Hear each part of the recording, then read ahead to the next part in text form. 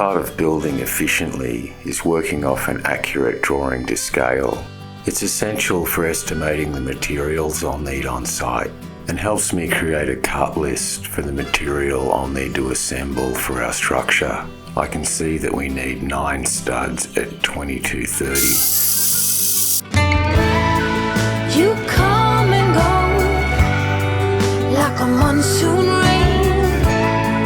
You hide and show like a lightning bolt. You have it all. In this video series, I take you through the process of how we created this backyard art studio. It features 3 large windows and glass doors to allow natural light to fill the interior. It also includes an outdoor covered awning space with a hardwood batten privacy screen. We chose to use passive house design systems in the construction to make the most of the year-round weather conditions. In the last episode, we started the process of creating the concrete floor for the studio. We incorporated underfloor polystyrene insulation to help keep the floor warm through the winter months. By pouring the concrete floor in 3 separate segments, we saved a significant amount of money compared to pouring it in one complete slab. The other challenge we faced was carrying out the construction during the wet winter months, and the concrete slabs can be compromised if they're rained on before they get a chance to dry and become solid. We were able to make good use of the movable shelter we constructed, being able to move it back and forth to cover each slab as we poured it, and then attach tarpaulins to create a waterproof cover so the cement could set up overnight. In this episode, we'll be moving into the next phase of construction by assembling and raising the frames of our walls. But first we need to finish off some of the details of our floor slab.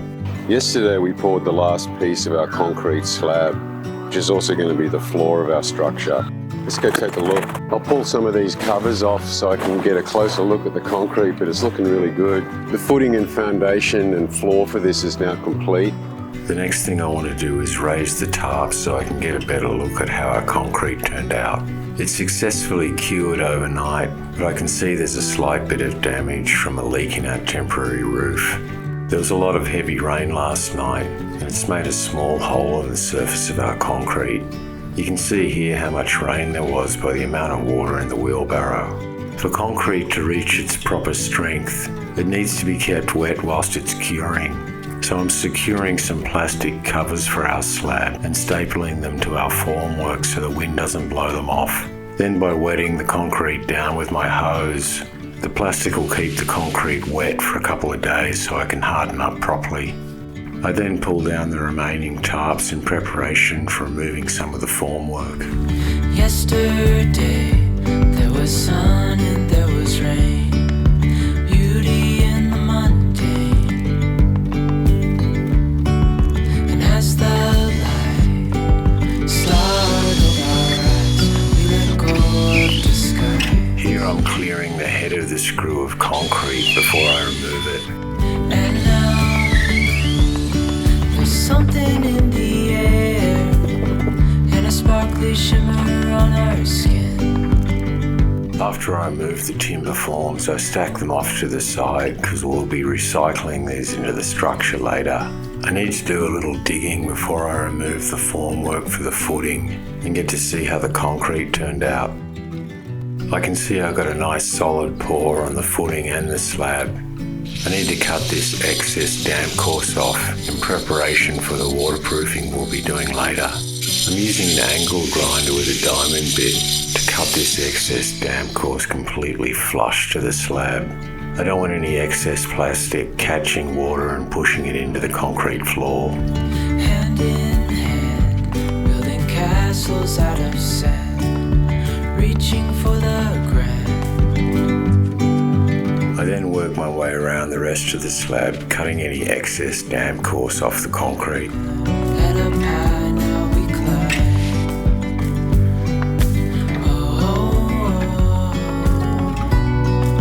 Dreamy, breezy, we go. Easy, easy on our tiptoes.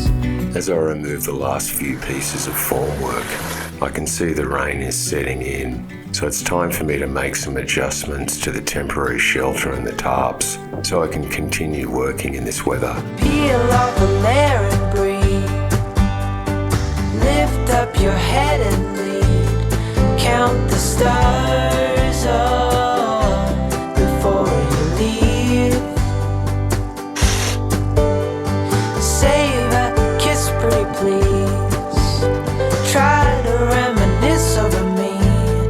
Know that I will cherish your memories. After trimming the excess damp course around the entire foundation, I tidy up the top edge of the concrete floor slab with my grinder, so when I attach the wall plates it's completely flat, level and plumb. As part of the mitigation for working here during the rainy season in winter, I'm going to make a few adjustments to my tarp arrangement. Got this piece of timber set up on the old shed structure yesterday, which is working really well. The tarp I was using was old and had lots of holes in it, so I'm going to replace it with two tarps. So I have a split in the middle that'll help stop water building up inside it. I'm going to rip down this plinth material, ripped down into battens, so I can secure the top of the tarp to our temporary shed structure. Because of the winds we get around here in winter, I want to get a really secure attachment up here so it doesn't rip off in the middle of construction. Tonight we'll turn minutes into days, and nothing is gonna make me look away. Peel off a layer and breathe. Lift up your head and leave. Count the stars up before you leave. Save a kiss, pretty please. Try to reminisce over me. Know that I will cherish your memories. It's worth going to the extra trouble to create a secure shelter from the rain, as I'll be constructing the studio for many months through the winter weather. By fixing the timber battens with heavy timber screws over the tarpaulins, I'm hoping it'll hold up against the wind for the life of our project. After the tarps are secured to the shed roof, I'll work on a system for securing the bottom edge of our tarpaulins. I'm using a piece of PVC pipe as a boom and attaching the edge of the tarp with roofing screws and large plastic washers to help stop the tarp ripping off in the wind. Once all the parts are assembled, I set it up in preparation for me waterproofing the edge of the concrete floor and footing. I'm using a waterproofing product that's called the Celastic Cement Additive. It gets mixed together with 5 parts Portland cement and water to 1 part sealant to create a slurry that you paint directly onto the concrete or cement. I'll be applying a couple of coats of this around the edge of our foundation and concrete floor. This is to stop any moisture penetrating the side of our concrete. Whilst I was just finishing up the waterproofing for the outside edge of our slab, an owl just flew inside the doorway. Let's go check it out. You don't often see owls like this close in the daytime.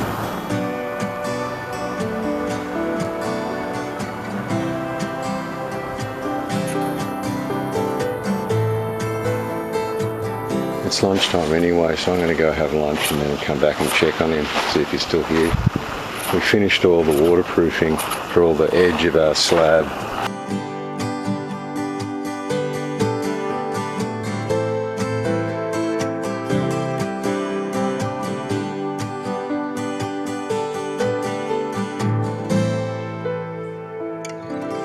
I'm installing a drainage system down the side of our structure next to the fence.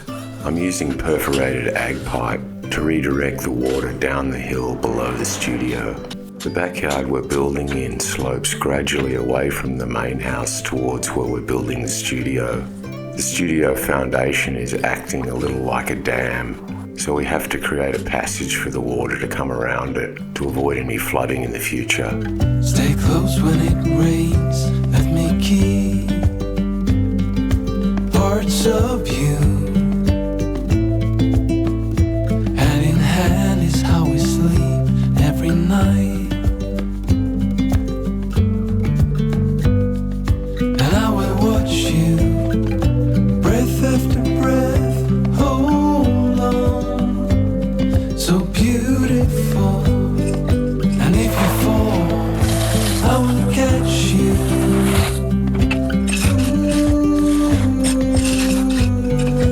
We will dance away gloomy days right here. As part of preparing for the carpentry phase of our project, I'm adding a roof to my saw bench to help keep me and my saw dry throughout the rainy season. I'm constructing it with some scrap timber and the tin that was left over from the old shed that we're replacing. We will dance away gloomy days right here. We are silver line, one of a kind, you and me.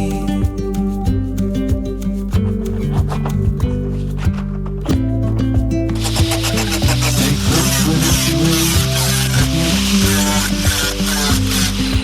parts of you. Hand in hand is how we sleep every night. And I will watch you, breath after breath, hold on, so beautiful. And if you fall, I will catch you. The floor slab edge and footing need a second coat of our waterproofer, so I thought I'd take you through the process of how I make up the slurry. After adding the Celastic waterproofer and water, I start adding the Portland cement. I'm using a small plastic container to keep the correct ratio of 5:1, then spooning it into a piece of fly screen mesh to help take out any lumps that are in the general purpose cement. After mixing all the ingredients together and making sure there's no lumps, I apply the slurry to the side of our concrete foundation like a paint using a brush. Give me tears so I can cry. And give me heart so I don't die. Give me tears so I can cry. To help save money and resources, I often reuse the formwork timbers into the framing of the structure. Here I'm sanding the 90 by 45 timbers I used for the concrete floor forms. I start using a belt sander with a heavy grit to get most of the concrete off, and then finish it off with my palm sander with a lighter grit to get a nice smooth finish on the timber.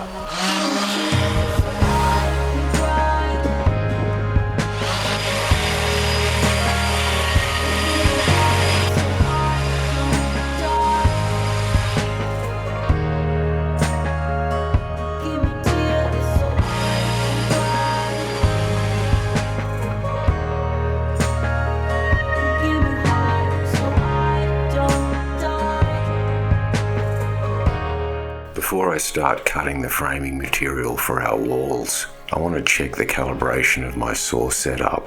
The timber needs to sit completely flat and level along the saw bench we constructed and line up square with the bottom plate of our saw. Once I've checked the timber is aligning properly with our bench, I do a test cut to make sure we're getting a true 90-degree cut in both dimensions. I want to make sure the tape measure we attached to the saw bench is reading accurately. It can save a lot of time having a dedicated tape measure attached to the bench, and I can see here that it's reading true. The last thing I check is the accuracy of how the saw cuts. I use my set square to check that the saw is cutting 90 degrees vertically and horizontally. I'm now confident that the framing we're about to cut will come out true and square. Part of building efficiently is working off an accurate drawing to scale.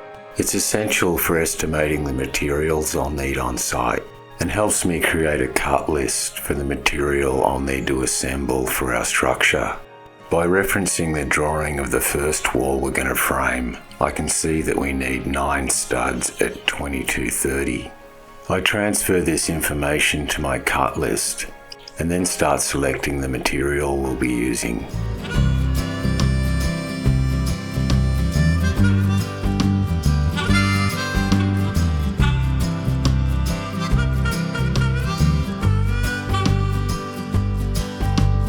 Love heart is not in vain. Scarred by the good fight. Weathered skin from the sun.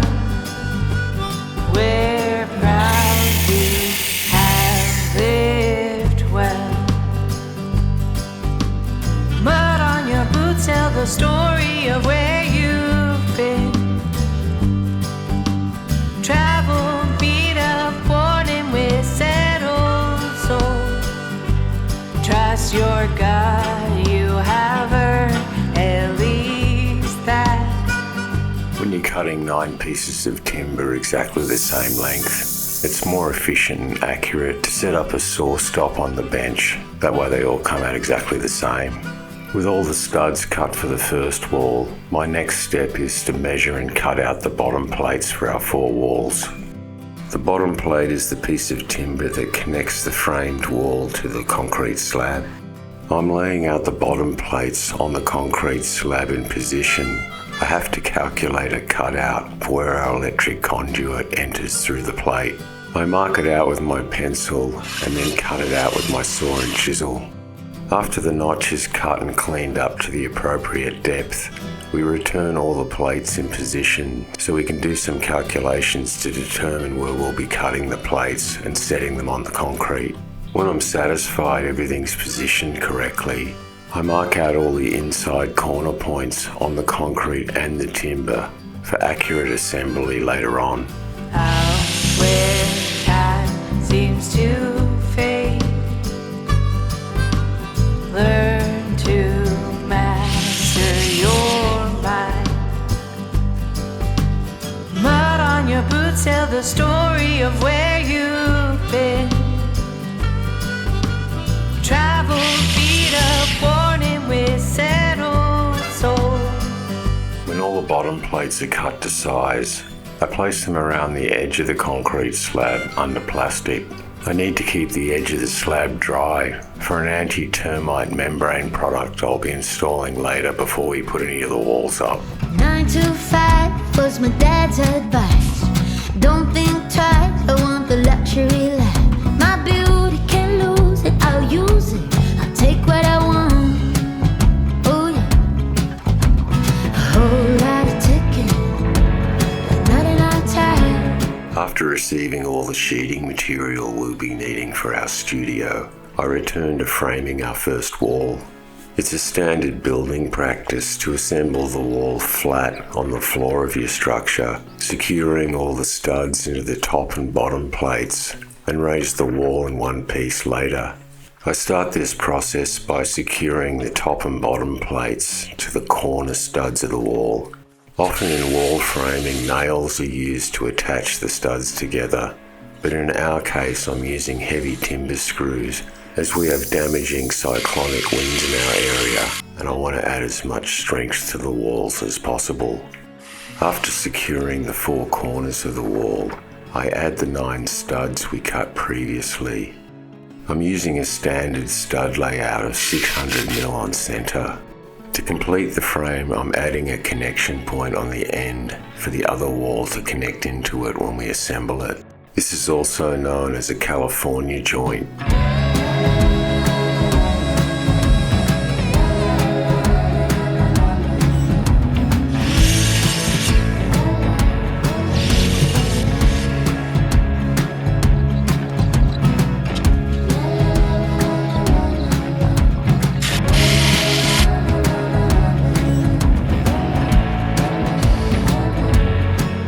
assembling the frames, I sometimes use a packer to keep the studs flush to what'll be the outside of the wall.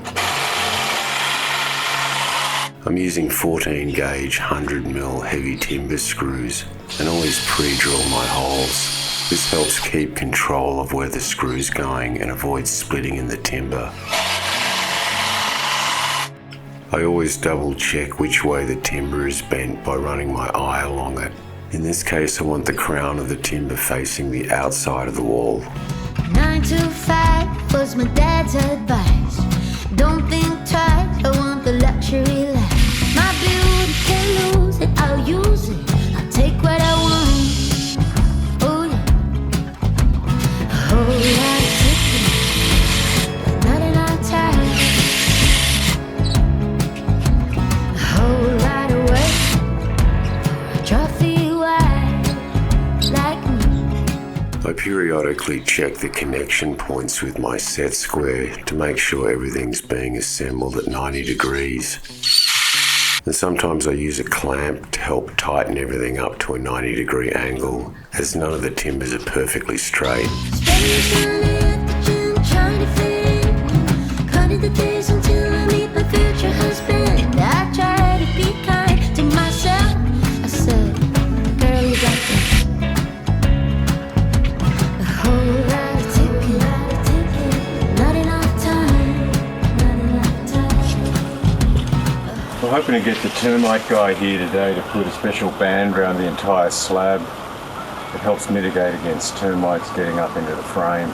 They're installing a specialised anti-termite membrane around the base of our footing and slab. The concrete slab needed to be dry for the glue they're using to attach the membrane.